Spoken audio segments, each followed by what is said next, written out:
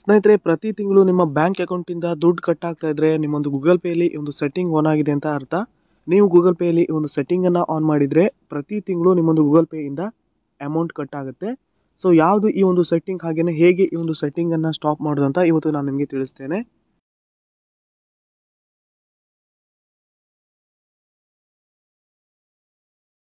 ಸ್ನೇಹಿತರೆ, ಮೊದಲಿಗೆ ನಿಮ್ಮ ಗೂಗಲ್ ಪೇ ಓಪನ್ ಮಾಡಿ. ಓಪನ್ ಆದಮೇಲೆ ನಿಮ್ಮೊಂದು ಪ್ರೊಫೈಲ್ ಮೇಲೆ ಕ್ಲಿಕ್ ಮಾಡಿ.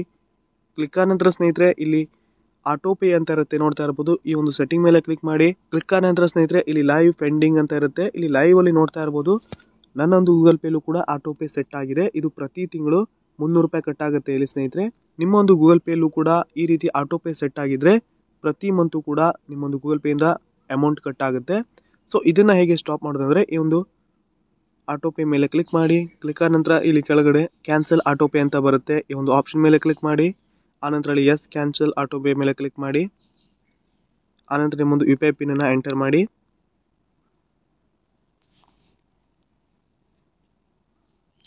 ಸೊ ಇದೀಗ ಆಟೋ ಪೇ ಕ್ಯಾನ್ಸಲ್ ಆಗಿದೆ ಸ್ನೇಹಿತರೆ.